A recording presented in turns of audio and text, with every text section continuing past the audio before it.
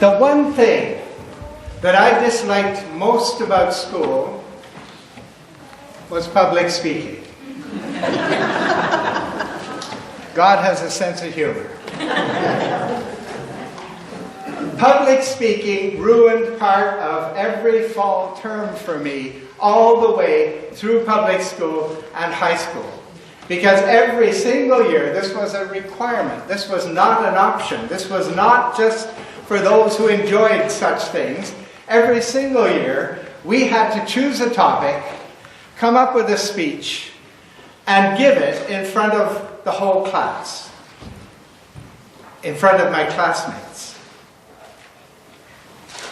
This was not good. I was shy.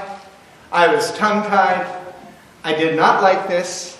There was nothing at all that I wanted to share in those talks. It did not work well.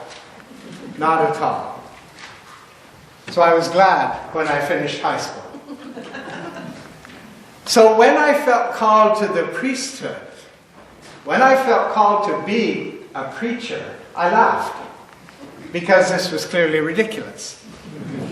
I hate public speaking. And I knew that being a preacher involved a significant amount of public speaking, right? This is fairly clear. It was not a surprise to me. Nonetheless, somehow I found myself at seminary. And one day I found myself waiting to preach in the college chapel. As part of the preaching course, it too was a requirement. It was not an option. I was waiting to preach in front of the college chapel community. So not only in front of my friends and my classmates and the senior classes, but all of the professors as well. This was like my worst nightmare come true. And I was standing there in this little room, the sacristy at the side of the chapel, waiting for the service to start, when we would all go out and other people would lead the service, but I would preach. And let me tell you, I was contemplating escape. I was trying to come up with escape plans, and the only reason that I didn't was that I could not think of a way to explain to my wife just why I had run out on everything. God works in mysterious ways. Anyway, so I'm standing there panicking, and not a single word is staying in my head, and I am desperate to find out some way out of this. And then the door popped open. The door into the chapel popped open, and my friend Greg stuck his head in and grinned a big goofy grin at me and said, "Peace be with you." And I had to laugh. And then he popped out again. He was gone, just like that, like a jack in a box, in and out, and boom. Peace be, but peace was there. It was amazing. In that instant, all of the panic, all of the fear, all of the worry, all of the stress, everything was kind of gone. And I was laughing, and I was calm, and I was unworried and totally astounded. And so I went out and I preached, and I found to my absolute amazement that it was huge fun. Huge fun. So I'm glad I did it. Some of you may not be so glad, but I'm glad I did it. And see, the thing is, for me, that was a Christmas moment. It was only like October. It wasn't even near December. But nonetheless, it was a Christmas moment. Because Christmas is not about, it's not about naughty or nice. It's not about trying harder or being nicer. It's not about getting what we deserve. You know, we've messed up Christmas with Santa Claus. Good kids get presents. What do bad kids get? Coal. How many kids would recognize coal these days?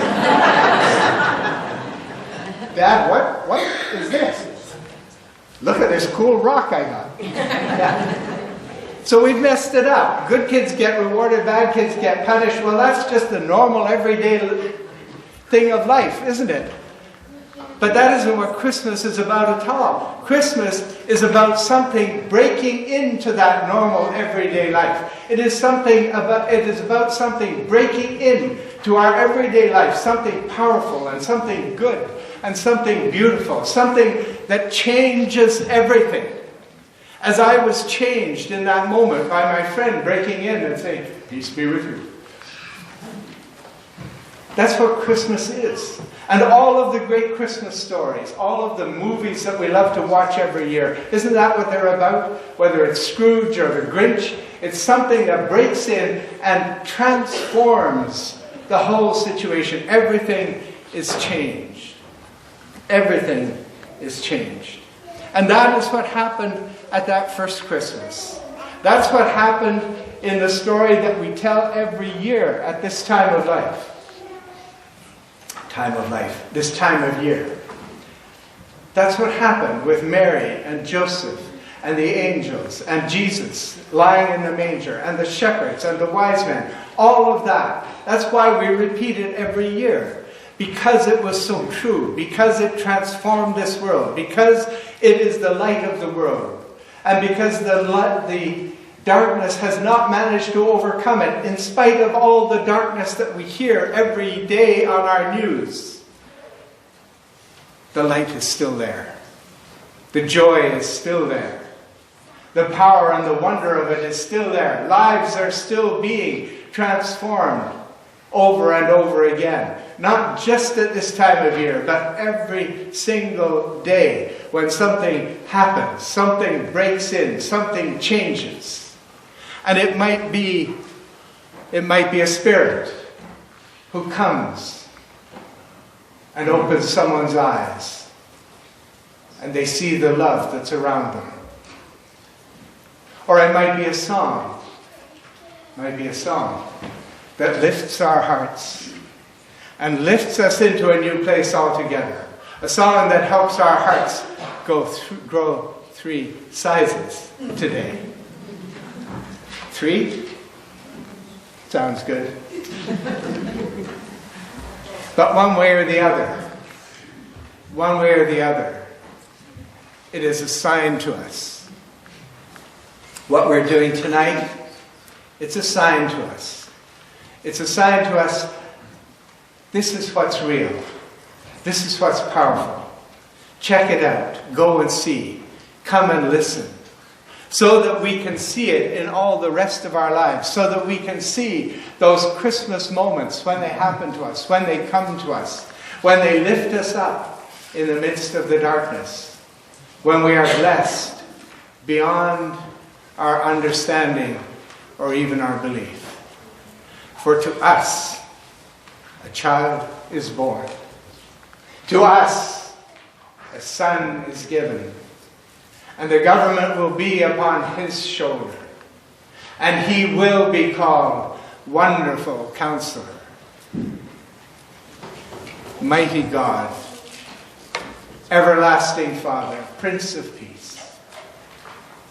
The zeal of the Lord of hosts will do this. In Jesus' name, amen.